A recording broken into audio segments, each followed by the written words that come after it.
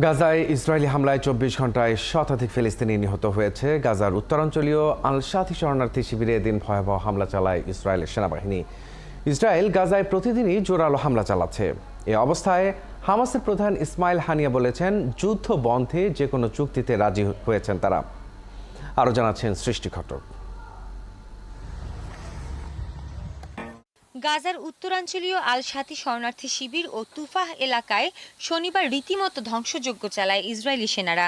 একের পর এক বোমা হামলায় নারকীয় পরিস্থিতি তৈরি হয় সেখানে। হামলায় ধসে পড়ে বহু বাড়িঘর। শুধুমাত্র সেখানেই প্রাণ হারায় প্রায় অর্ধশত ফিলিস্তিনি।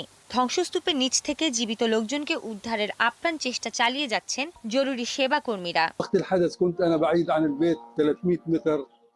হামলার সময় আমি বাড়ি থেকে ৩০০ মিটার দূরেই ছিলাম। হঠাৎ মনে হলো বোমাটা ঠিক আমার বাড়িতেই পড়েছে। ছুটে এসে দেখি প্রতিবেশীরা মরে পড়ে আছে। আমাদের বাড়ির অর্ধেক অংশ ধ্বংস হয়ে গেছে, গাড়িটাও জ্বলে গেছে।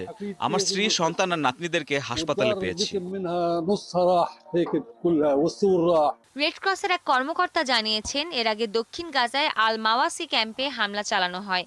ওই হামলায় ২৫ জন নিহত হয়েছে। এছাড়া আহত হয়েছে আরও বহু মানুষ। যুক্তরাষ্ট্র যুদ্ধ বন্ধ করতে বলছে, আবার তারাই ইসরায়েলকে অস্ত্র দিচ্ছে।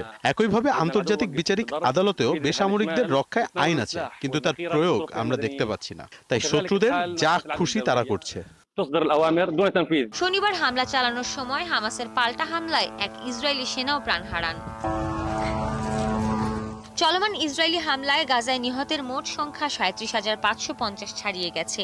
এছাড়া গত বছরের অক্টোবর থেকে চলা এই হামলায় আহত হয়েছেন আরও প্রায় ৮৬,০০০ ফিলিস্তিনি। এ অবস্থায় হামাসের শীর্ষ নেতা ইসমাইল হানিয়া বলেছেন, যে কোনো পরিস্থিতিতে তারা গাজায় যুদ্ধ বন্ধ চায়। এজন্য যে কোনো চুক্তিতে রাজি রয়েছেন তারা। তবে ইসরায়েলের পক্ষ থেকে যুদ্ধ বন্ধ করার কোনো ইঙ্গিত এখনো মেলেনি।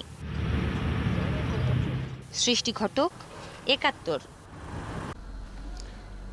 ইসরায়েলের হাইফা বন্দরে ৪টি জাহাজে ড্রোন হামলার দাবি করেছে ইয়েমেনের হুথি বিদ্রোহীরা। এ হামলার বিষয়টি নিশ্চিত করেছে হুথির সামরিক মুখপাত্র ইয়াহিয়া সারিয়া। ইয়াহিয়া জানান, রোববার স্থানীয় সময় ভোরে ইরাকের উত্তরাঞ্চলে হাইফা বন্দরে ৪টি জাহাজ লক্ষ্য করে হামলা চালায় তারা। এদিন ২টি সিমেন্ট ট্যাঙ্কার ও ২টি পণ্যবাহী জাহাজে ড্রোন হামলা করা হয়। আরও বলেন, জাহাজগুলো অধিকৃত ফিলিস্তিন বন্দরে প্রবেশের নিষেধাজ্ঞা যারা লঙ্ঘন করেছে সেই সব কোম্পানির। গত নভেম্বর মাস থেকে ফিলিস্তিনিদের সমর্থন করে ইসরায়েল, যুক্তরাষ্ট্র ও যুক্তরাজ্যের বাণিজ্যিক জাহাজগুলোতে হামলা করে যাচ্ছে হুথি বিদ্রোহীরা।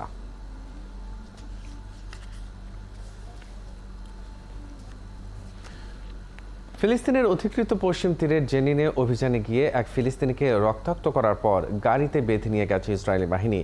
এই ঘটনায় সেনারা প্রোটোকল লঙ্ঘন করেছে বলে মনে করছে সেদেশের সামরিক বাহিনী।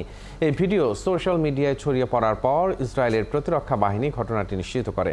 আহত ওই ফিলিস্তিনির পরিবার বলছে, তার জন্য অ্যাম্বুলেন্স চাইলেও সেনাবাহিনী তাকে ধরে নিয়ে যায়। পরে তাদের জিপের বেনেটের সঙ্গে বেঁধে গাড়ি চালানো শুরু করে। আহত ব্যক্তিকে শেষ পর্যন্ত চিকিৎসার জন্য রেড ক্রিসেন্টে স্থানান্তর করা হয়। আইডিএফ জানিয়েছে, এই ঘটনায় তদন্ত করা হচ্ছে।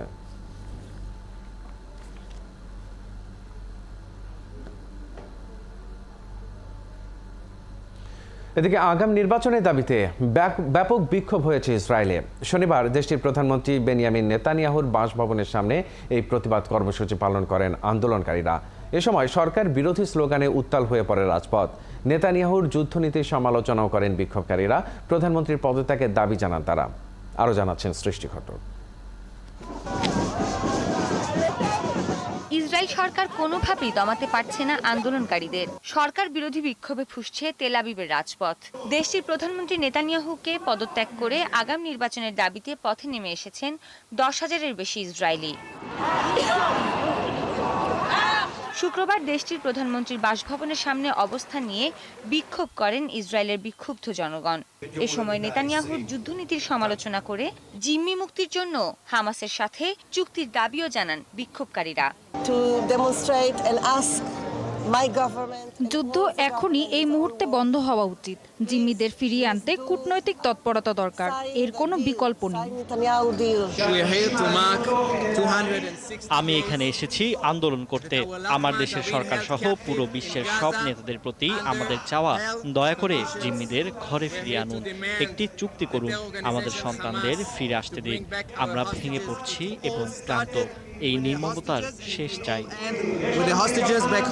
গাজায় ইসরায়েলি আগ্রাসন শুরুর পর থেকেই নিজ দেশে সাধারণ মানুষের তোপের মুখে রয়েছে নেতানিয়াহু। ইসরায়েলিদের নিরাপত্তা নিশ্চিতে ব্যর্থতার পাশাপাশি জিম্মি মুক্তির দাবিতে প্রতিদিনই হচ্ছে আন্দোলন। আজ আমরা আমাদের প্রিয়জনকে হারানোর 260 দিন কাটাচ্ছি।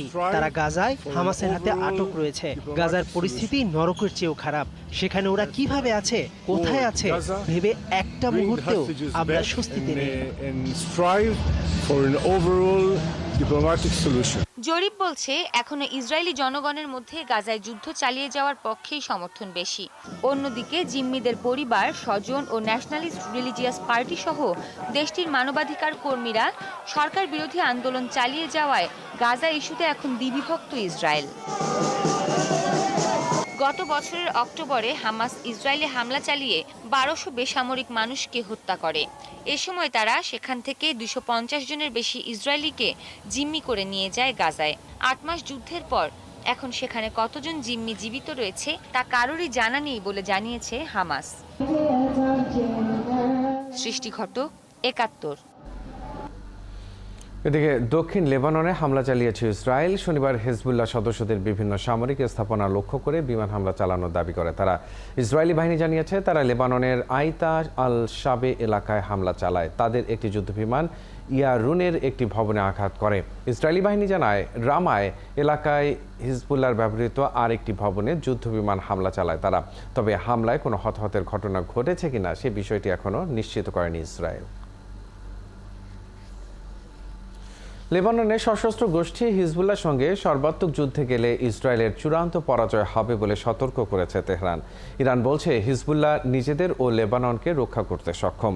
শুক্রবার এক বিবৃতিতে এই সতর্কবার্তা দিয়েছে তেহরান। সামাজিক যোগাযোগ মাধ্যমে দেয়া এক বার্তায় জাতিসংঘে ইরানের মিশন জানায়, নিঃসন্দেহে এই যুদ্ধে ইহুদিবাদী শাসনের চূড়ান্ত পরাজয় হবে। লেবাননের প্রতিরোধ আন্দোলন হিজবুল্লাহ নিজেকে এবং লেবাননকে রক্ষা করার ক্ষমতা রাখে। এছাড়া ইসরায়েলের অবৈধ শাসনের আত্মধ্বংসের সময় এসেছে বলেও হুঁশিয়ারি দিয়েছে তেহরান। এর আগে গাজায় ইসরায়েলি আগ্রাসন বন্ধ না হওয়া পর্যন্ত ইসরায়েলের বিরুদ্ধে যুদ্ধ চালিয়ে যাওয়ার ঘোষণা দেয় হিজবুল্লাহ।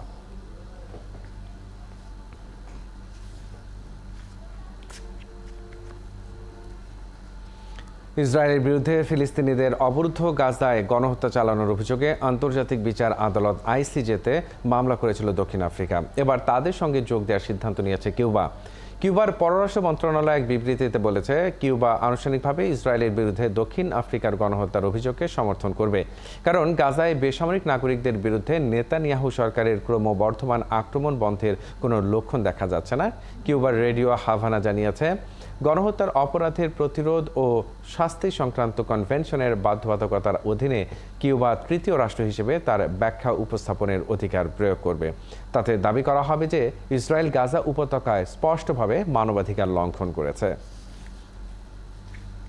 মধ্য আমেরিকার কয়েকটি দেশে ঝড় ও ভারী বৃষ্টিপাতে অন্তত 30 জনের প্রাণহানি ঘটেছে। প্রাকৃতিক এই দুর্যোগে ওই অঞ্চলের আরও হাজার হাজার মানুষ তাদের ঘরবাড়ি ছেড়ে যেতে বাধ্য হয়েছে। গুয়াতেমালার কর্তৃপক্ষ বলছে দেশটিতে অন্তত 10 জন মারা গেছে। এছাড়া আরও প্রায় 11,000 মানুষকে সরিয়ে নেওয়া হয়েছে। এদিকে হন্ডুরাসে বন্যায় অন্তত একজনের প্রাণহানি হয়েছে। পাশাপাশি 1200 জনের বেশি মানুষকে নিরাপদ আশ্রয়ে সরিয়ে নেওয়া হয়েছে। ঝড়ে 3 শতাধিক ঘরবাড়ি মারাত্মকভাবে ক্ষতিগ্রস্ত ও 4টি সেতু ধ্বংস হয়েছে। এদিকে প্রতিবেশী মেক্সিকোতে ভারী বৃষ্টিপাত হয়েছে। ইতালিতে অভিবাসী নৌকাডুবির ঘটনায় নতুন করে 14 জনের মরদেহ উদ্ধার করেছে দেশটির উপকূলরক্ষীরা। দক্ষিণ ক্যালাব্রিয়া অঞ্চলের একটি অভিবাসী নৌকা থেকে তাদের মরদেহ উদ্ধার করা হয়। সোমবার স্থানীয় কর্তৃপক্ষ জানায়, সম্ভবত তুরস্ক থেকে যাত্রা করা একটি নৌকায় আগুন ধরে গেলে ইতালির ক্যালাব্রিয়ায় প্রায় 200 কিলোমিটার পূর্বে ধ্বংস হয়ে যায় নৌকাটি। কোস্টগার্ডের বিবৃতিতে বলা হয়েছে, তাদের অনুসন্ধান অভিযান শুরু হওয়ার পর থেকে এ নিয়ে অঞ্চলটিতে এখন পর্যন্ত 34টি মৃতদেহ উদ্ধার করা হয়েছে। তারা আরও জানায়, এই ঘটনায় এখন পর্যন্ত 60 জনের বেশি মানুষ নিখোঁজ রয়েছে। ভারতের হরিয়ানা রাজ্যের গুরুগ্রামের দৌলতাবাদ শিল্প এলাকায় একটি ফায়ারবল বা গোলা তৈরির কারখানায় ভয়াবহ বিস্ফোরণের ঘটনায় ৮ জন নিহত হয়েছে। এই ঘটনায় আহত হয়েছে আরও ২০ জন। শনিবার স্থানীয় সময় ভোরে এই ঘটনা ঘটে বলে জানায় পুলিশ। তারা জানায় পরপর কয়েকটা বিস্ফোরণের ঘটনা ঘটে। বিস্ফোরণগুলো এতটাই শক্তিশালী যে কয়েক বর্গ কিলোমিটার জুড়ে লোহার শিট ছড়িয়ে পড়ে। আগুনে আশপাশের কারখানাগুলোও ক্ষতিগ্রস্ত হয়েছে। পুলিশ জানিয়েছে ঘটনার সময় কারখানায় ১৫ জন লোক ছিল। এই ঘটনায় আহত অনেকেরই অবস্থা গুরুতর, তাই নিহতের সংখ্যা আরও বাড়তে পারে বলে আশঙ্কা করছেন তারা।